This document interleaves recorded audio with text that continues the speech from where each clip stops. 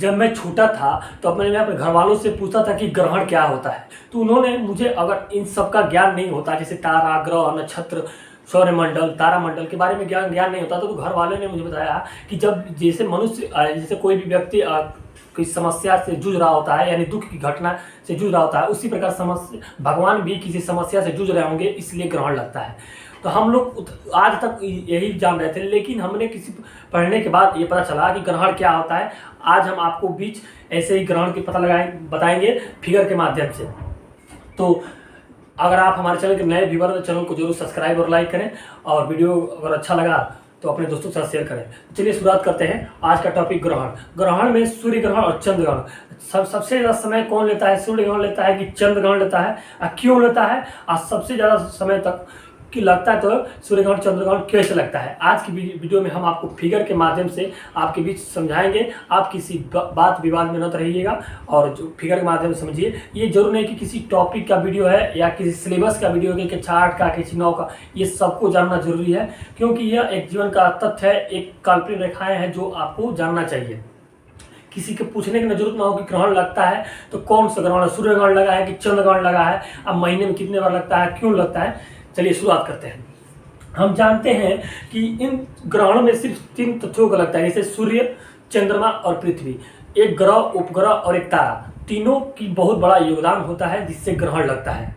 यानी कि सूर्य सबसे बड़ा योगदान सूर्य का होता है, क्योंकि लगातार जब सूर्य से प्रकाश की किरणें निकलती हैं तो चंद्रमा पड़ती है। हम जानते हैं कि पृथ्वी और ग्रह, चंद्रमा, पृथ्वी का उपग्रह क्या है, चंद्रमा, जो पृथ्वी पश्चिम से पूरब की ओर घूमती है, उसी प्रकार चंद्रमा भी पूरब से पश्चिम से पूरब घूमता है। दोनों, यानी पश्चिम से पूरब पृथ्वी भी घूमती है और चंद्रमा भी घूमता है, यानी दोनों एक साथ एक घूमती रहते हैं। जिसका मैं इसी तरह पृथ्वी भी परिक्रमा किसकी करती है, सूर्य की करती है। यानी कि जैसे जैसे ये चंद्रमा परिक्रमा करता है पृथ्वी का, उसी प्रकार पृथ्वी भी सूर्य की परिक्रमा करती है।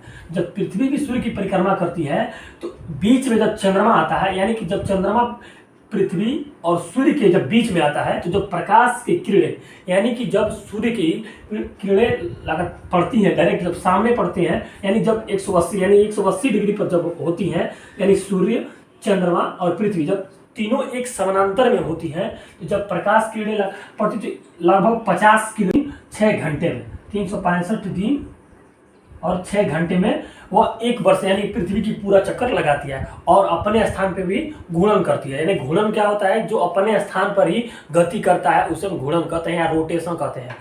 रेवोल्यूशन में मतलब होता है परिक्रमा करना, यानी कि जैसे शादी विवाह में आप देखते हैं कि शादी दूल्हा और दुल्हन घूर्णन परिक्रमा करते हैं, वही अग्निकुंड की परिक्रमा करते हैं, तो वह परिक्रमा होता है। और घूर्णन क्या होता है, जैसे लट्टू हो गया, सेलिंग पैंक हो गया, और जैसे तो अपने स्थान पे ही घूर्णन करता है, तो वो रोटेशनल होता है घूर्णन का, और रेवोल्यूशन होता है परिक्रमा का। तो अपने स्थान पर घूमती है तो वो कितने दिन में, 24 घंटे में 1 दिन पूरा कर लेती है, यानी 24 घंटे में 1 दिन पूरा कर लेती है। और जो चंद्रमा है जो एक महीने कितने दिन का होता है, यहाँ पर 1 महीने 28 दिन का होता है इसी चंद्रमा का। अब जो पृथ्वी पूरब से पश्चिम से पूरब की दिशा करती है, यानी कि इधर से, यानी कि जब परिक्रमा करती है सूर्य की, तो वह पश्चिम से पूरब की ओर करती है, यानी कि अब चंद्रमा भी पश्चिम से पूरब करती है। तो जब चंद्रमा भी गति करता रहेगा, यानी पश्चिम ये भी घूम रहा है, चंद्रमा भी घूम रहा है, यानी कि सूर्य, चंद्रमा और पृथ्वी जब तीनों एक सीधा में 180 समानांतर होंगे, तो जब सूर्य के से निकलने वाली किरणें जब पृथ्वी पड़ेंगी, यानी पृथ्वी भी अपने स्थान पर घूमती है, तो अपने स्थान पर अगर मान लीजिए हम भारत में है, तो भारत में अगर 50 किलोमीटर क्षेत्र, यानी कि 50 किलोमीटर तक क्षेत्र तक वह छाया क्षेत्र बना रहता है, यानी कि चंद्रमा का छाया बना रहता है। तो हमें चंद्रमा कैसे दिखाई देता है, तो इसे क्या कहते हैं, चंद्रमा ऐसे बना रहता है, तो ऐसे बना रहता है, तो इसे क्या कहते हैं, सोलर एक्लिप्स कहते हैं, यानी सूर्य ग्रहण कहते हैं। ये कब की ओर घूमती है, वैसे जब पृथ्वी आगे बढ़ेगी, आइए चंद्रमा जी पश्चिम से पूरब घूमता है, तो वह भी धीरे धीरे आगे बढ़ेगा।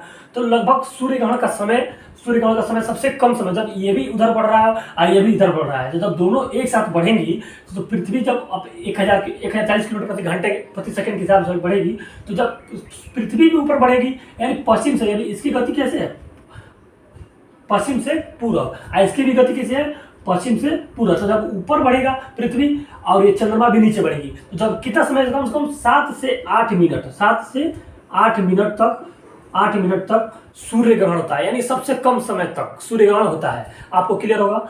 यानी कि जब चंद्रमा और सूर्य और चंद्रमा और पृथ्वी, जब सूर्य ग्रहण कब होता है, जब सूर्य और पृथ्वी के बीच में, जब सूर्य और पृथ्वी के बीच में चंद्रमा आता है तो सूर्य ग्रहण होता है। यानी कि जब सूर्य और पृथ्वी के बीच में चंद्रमा आता है तो सूर्य ग्रहण होता है। जब पृथ्वी जब ऊपर बढ़ेगी, पश्चिम से ऊपर जाके आइए नीचे आएगा, तो उसमें सूर्य ग्रहण होता है। यानी सबसे कम समय लगता है तो किसमें, सूर्य ग्रहण लगता है। अब इसी तरह आपको एक चित्र दिखाई दे रहा होगा, इसमें ऊपर आप देखिए, जिसमें दिखा होगा कि वो सूर्य ग्रहण कहते हैं। यानी कि पृथ्वी अपने स्थान पर ऊपर घूमती रहती है, यानी इधर आती आएगी और चंद्रमा भी नीचे आएगा। तो सबसे कम समय यानी 7 से 8 मिनट तक, अधिक से अधिक, यानी अधिक से अधिक 7 से 8 मिनट तक सूर्य ग्रहण होता है। आपको क्लियर फिगर देख के पता चल गया होगा। आज बार समझें।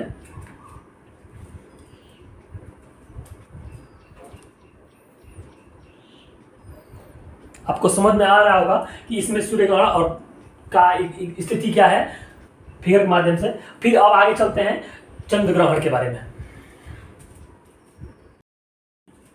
चलिए अब जान लेते हैं चंद्र ग्रहण या लूनर इक्लिप्स, यानी कि चंद्र ग्रहण। चंद्र ग्रहण का हमने सूर्य ग्रहण बताया कि जब सूर्य और चंद्रमा, जब सूर्य और पृथ्वी के बीच में चंद्रमा होता है तो सूर्य ग्रहण होता है। अब उसी प्रकार जब जब चंद्रमा परिक्रमा करते हुए पृथ्वी की, जब चंद्रमा परिक्रमा करते हुए पृथ्वी की जब सूर्य से काफी दूरी पर हो जाता है तो वह स्थिति होता है चंद्र ग्रहण। यानी कि जब जिस पर टूटता, यानी कि मान लीजिए सूर्य की प्रकाश से किरणें निकलती है, तो जब निकलती तो पृथ्वी पर पड़ती है, और जब पृथ्वी से, यानी पृथ्वी स्वतः उसके पास ग्रह है तो अब उसके पास स्वतः प्रकाश नहीं है, और उपग्रह के भी पास स्वतः प्रकाश नहीं है, यानी उनके पास, दोनों के पास अपना लाइट नहीं है। तो जब पृथ्वी से खुद चमकता है चंद्रमा, तो ये स्थिति, जैसे कि जब पृथ्वी से प्रकाश की किरणें निकलती हैं, तो जब पृथ्वी पर पूरा प्रकाश की किरणें जब ढक जाती हैं तो उधर दिखाई नहीं देगा। मतलब कि अगर पृथ्वी पर आगे, अगर सामने कुछ रखा जाए, अगर सामने पृथ्वी है तो चंद्रमा पर कैसे प्रकाश की किरणें पहुंचेगी। तो जब ऐसी स्थिति होती है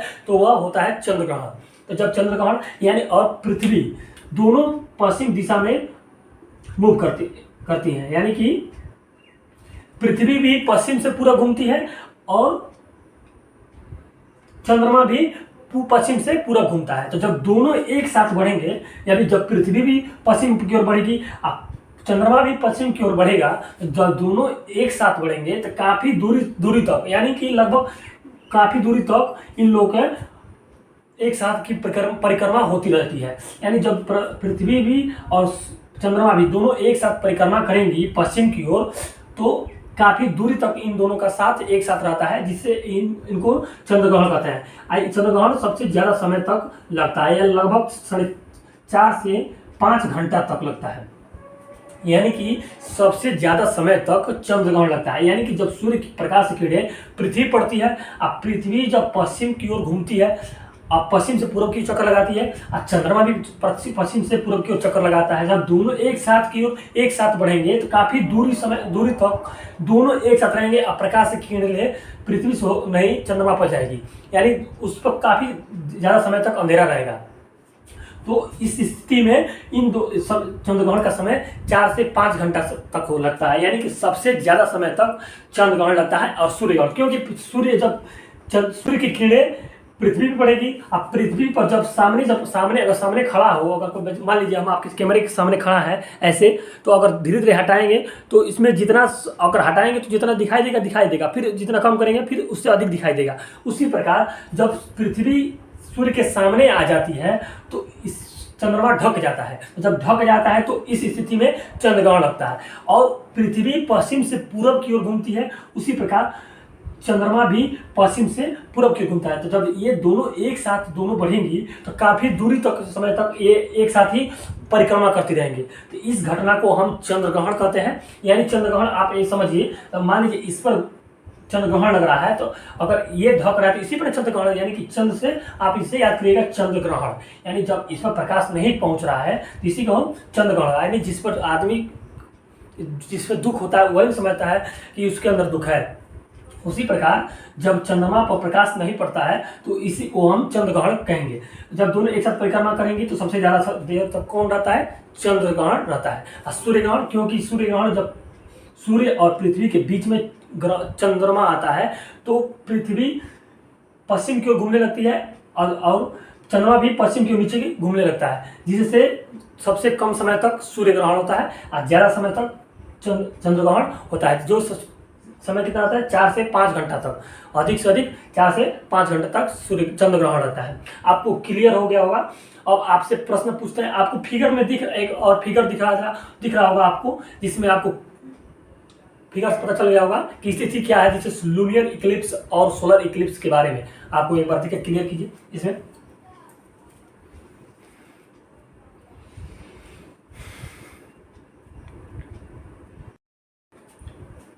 तो आशा करता हूं आपको क्लियर हुआ होगा। अगर समझ में आया होगा तो आप हमें बताइए कि चंद्र ग्रहण के समय पूर्णिमा होगा कि अमावस्या होगा, और सूर्य ग्रहण के समय पूर्णिमा होगा कि अमावस्या, आप कमेंट के माध्यम से हमें बताएं। एक बार आप इसे समझ लेते हैं कि ग्रहण क्या होता है, तो किसी आप विवाद और ग्रस्त में नहीं रहेंगे कि चंद्र ग्रहण किसी भगवान की नाराजगी में होता है, यानी कुछ समस्या होती है, तो ऐसी कोई बात नहीं है। यानी कि सौरमंडल में जो ग्रह उपग्रह चक्कर लगाती हैं, तो जो सूर्य के बीच में आता है तो ग्रहण उत्पन्न होता है। तो आज के बाद ऐसा कोई अपवाद नहीं होगा। तो आज के लिए बस इतना ही। अगर वीडियो अगर अच्छा लगा तो आप अपने दोस्तों के साथ शेयर करें, जिससे ये छोटी से छोटी जानकारी आप समझ सकें, बता सकें, किसी और को भी बता सकें, तो किसी बात विवाद में ना रहें। तो आज के लिए बस इतना ही, और वीडियो देखने के लिए धन्यवाद। Thank you for watching. जय हिंद, जय भारत।